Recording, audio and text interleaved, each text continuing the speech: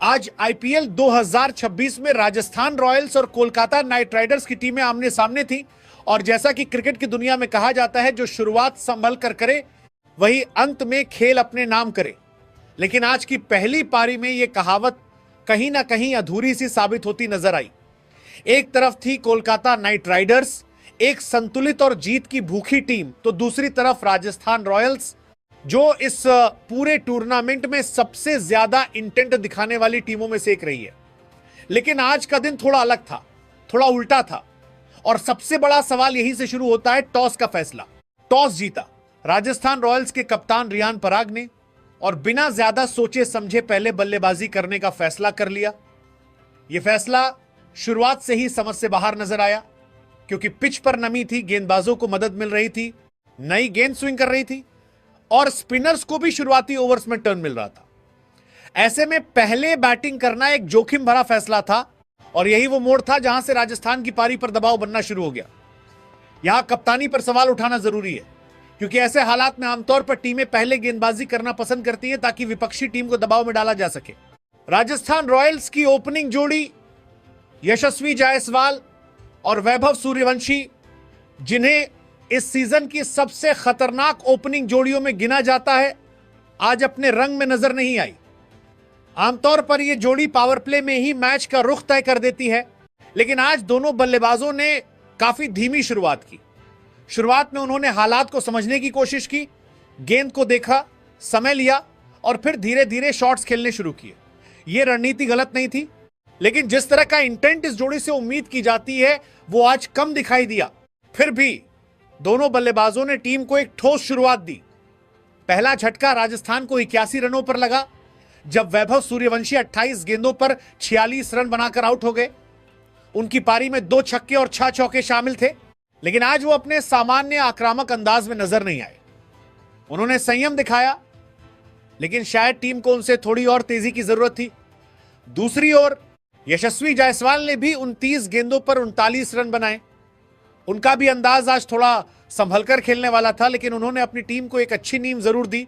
तीसरे नंबर पर आए ध्रुव जुरेल, जिनका इस आईपीएल में प्रदर्शन अब तक अच्छा रहा है, लेकिन आज वो सिर्फ 7 गेंदों पर 5 रन बनाकर आउट हो गए। यहां से राजस्थान की पारी पर दबाव बढ़ने लगा। 3 विकेट गिरने के बाद मिडिल ऑर्डर पर जिम्मेदारी थी कि वो पारी को संभाले, लेकिन यहीं से असली गिरावट शुरू हुई। केकेआर के गेंदबाजों की यहां तारीफ करनी होगी। उन्होंने पावर प्ले से ही शानदार लाइन और लेंथ पर गेंदबाजी की। वैभव अरोड़ा, त्यागी और कैमरन ग्रीन ने मिलकर राजस्थान के बल्लेबाजों को खुलकर खेलने का मौका ही नहीं दिया।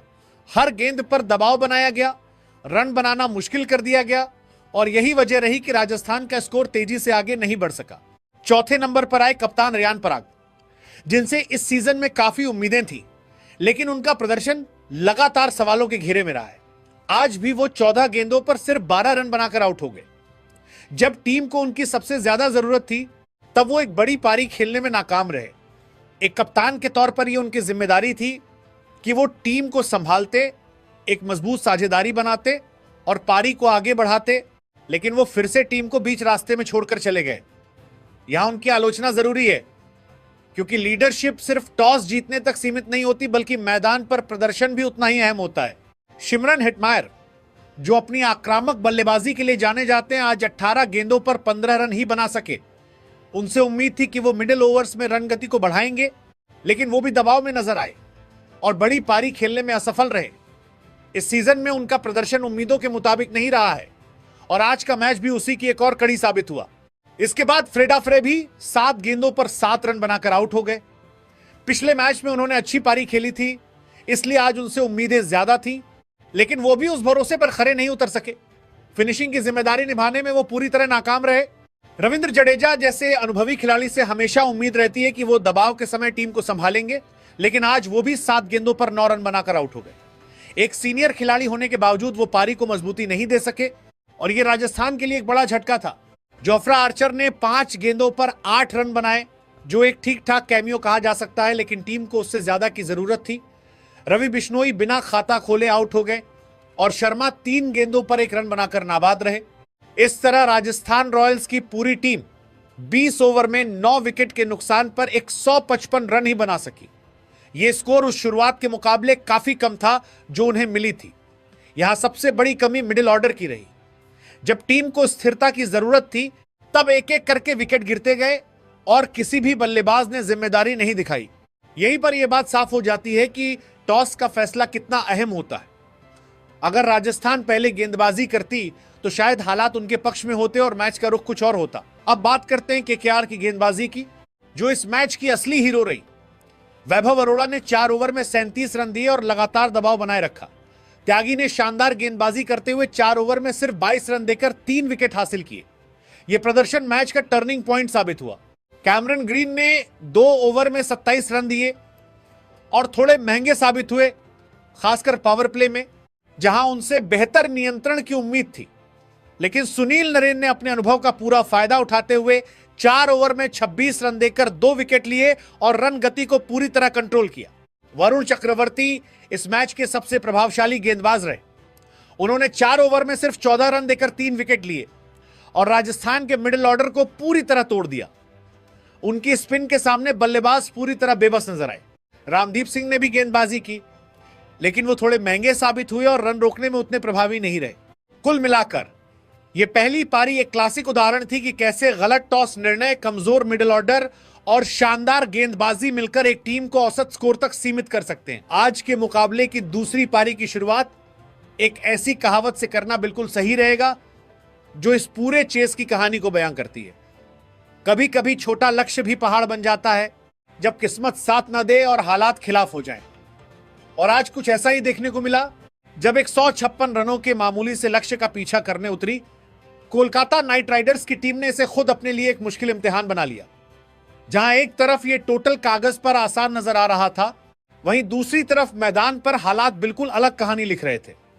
ऐसा लग रहा था मानो इस सीजन में केकेआर के सितारे गर्दिश में हैं, जबकि किस्मत पूरी तरह राजस्थान रॉयल्स पर मेहरबान दिखाई दे रही है।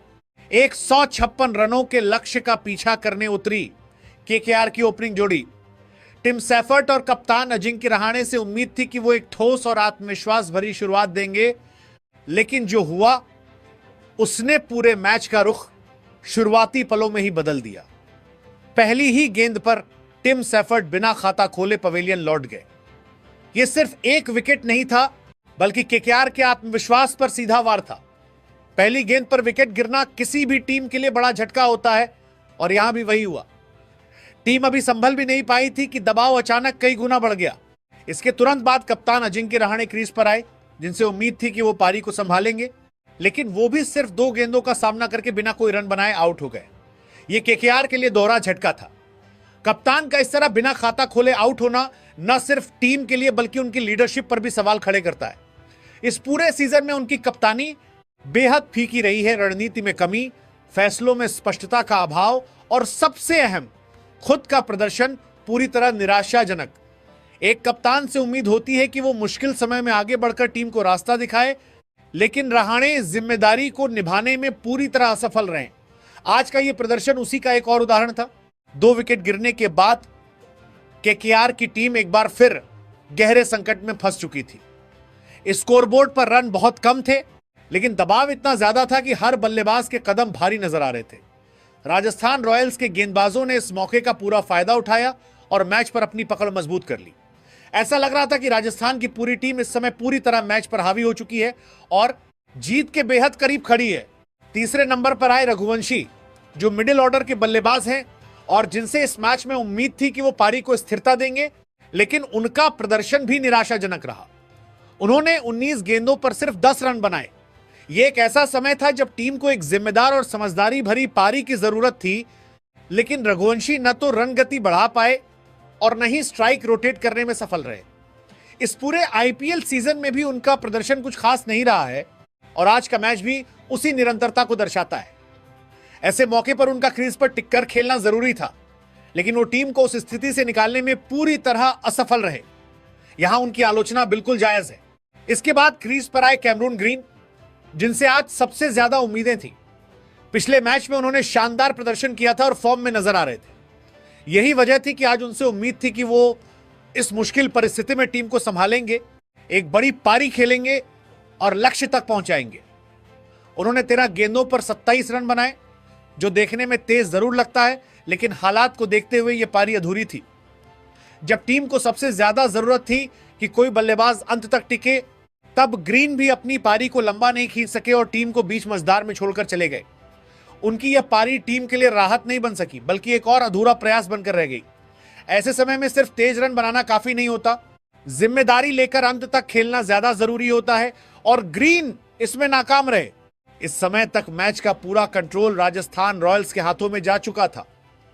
उनके गेंदबाजों ने जिस तरह से लगातार विकेट चटकाए और रन गति पर अंकुश लगाया, उसने केकेआर को पूरी तरह बैकफुट पर ला दिया। एक 156 रनों का लक्ष्य, जो शुरुआत में आसान लग रहा था, अब पहाड़ जैसा नजर आने लगा था। हर गेंद के साथ दबाव बढ़ता जा रहा था और केकेआर के बल्लेबाज उस दबाव में टूटते नजर आ रहे थे। यहां यह साफ दिखाई दे रहा था कि क्रिकेट सिर्फ आंकड़ों का खेल नहीं है, बल्कि मानसिक मजबूती और हालात को समझने का भी खेल है। केकेआर की टीम इस परीक्षा में फेल होती नजर आई, जबकि राजस्थान रॉयल्स हर मोर्चे पर मजबूत दिख रही थी। गेंदबाजी, फील्डिंग और रणनीति, हर विभाग में उन्होंने केकेआर पर दबाव बनाए रखा। कुल मिलाकर इस चेज की शुरुआत ही इतनी खराब रही कि केकेआर कभी भी पूरी तरह मैच में वापसी नहीं कर पाई। पहली गेंद पर विकेट, फिर कप्तान का जल्दी आउट होना, मिडिल ऑर्डर की नाकामी और सेट बल्लेबाज का पारी को लंबा ना खींच पाना, इन सभी कारकों ने मिलकर इस छोटे से लक्ष्य को भी मुश्किल बना दिया। वहीं दूसरी ओर राजस्थान रॉयल्स ने इस मौके का पूरा फायदा उठाया और मैच पर अपनी पकड़ इतनी मजबूत कर ली कि केकेआर के लिए वापसी के सारे रास्ते लगभग बंद हो गए। कैमरन ग्रीन के आउट होने के बाद कोलकाता नाइट राइडर्स की पारी पूरी तरह बिखरती हुई नजर आई और यहीं से मैच ने वो मोड़ लिया जहां से वापसी लगभग नामुमकिन सी लगने लगी। ग्रीन के बाद क्रीज पर आए रोमन पोवेल, जिनसे उम्मीद थी कि वो अपनी पावर हिटिंग से मैच का रुख पलट सकते हैं, लेकिन वो भी ज्यादा देर टिक नहीं सके और जल्द ही पवेलियन लौट गए। इसके बाद रामदीप सिंह भी आए, लेकिन हालात इतने दबाव भरे थे कि वो भी खुद को संभाल नहीं पाए और एक और विकेट गिर गया। जब केकेआर की जीत की तमाम उम्मीदें लगभग खत्म हो चुकी थी, स्कोरबोर्ड पर दबाव साफ दिखाई दे रहा था और ऐसा लग रहा था कि राजस्थान रॉयल्स इस मैच को पूरी तरह अपनी मुट्ठी में कर चुकी है, तभी क्रिकेट ने एक बार फिर अपना असली रंग दिखाया, अनिश्चितता और रोमांच का रंग। इसी मुश्किल घड़ी में क्रीज पर खड़े थे रिंकू सिंह और अनुकूल राय, और यहीं से शुरू हुई वो कहानी जिसे कोई शायद लिखते हुए भी सोच नहीं सकता था। दोनों बल्लेबाजों ने न सिर्फ हालात को समझा, बल्कि धैर्य और आक्रामकता का ऐसा संतुलन दिखाया जिसने पूरे मैच की दिशा ही बदल दी। जहां एक तरफ केकेआर पूरी तरह शिकस्त मान चुकी थी, वहीं रिंकू और अनुकूल ने हार को जीत में बदलने का जिम्मा अपने कंधों पर लिया और धीरे धीरे एक एक रन जोड़ते हुए राजस्थान रॉयल्स के हाथों से जीत छीन ली। हर ओवर के साथ उनका आत्मविश्वास बढ़ता गया और राजस्थान की टीम के चेहरे पर चिंता साफ झलकने लगी। जो मैच एक समय पूरी तरह खत्म माना जा रहा था, वही मैच अब केकेआर की पकड़ में आता नजर आने लगा। आखिरकार रिंकू सिंह और अनुकूल राय की इस शानदार साझेदारी ने असंभव को संभव कर दिखाया और केकेआर को इस आईपीएल 2026 में उसकी पहली जीत दिला दी। यह जीत सिर्फ 2 पॉइंट्स नहीं थी, बल्कि आत्मविश्वास की वापसी थी। एक संदेश था कि जब तक आखिरी गेंद बाकी है, तब तक उम्मीद जिंदा रहती है। दूसरी तरफ राजस्थान रॉयल्स के लिए यह हार किसी झटके से कम नहीं थी। उन्हें यकीन ही नहीं हो पा रहा था कि जो मैच पूरी तरह उनकी झोली में था, वो कैसे फिसल गया। रिंकू और अनुकूल की यह साझेदारी इस मैच की सबसे यादगार और रोमांचक कहानी बन गई, जिसे लंबे समय तक याद रखा जाएगा।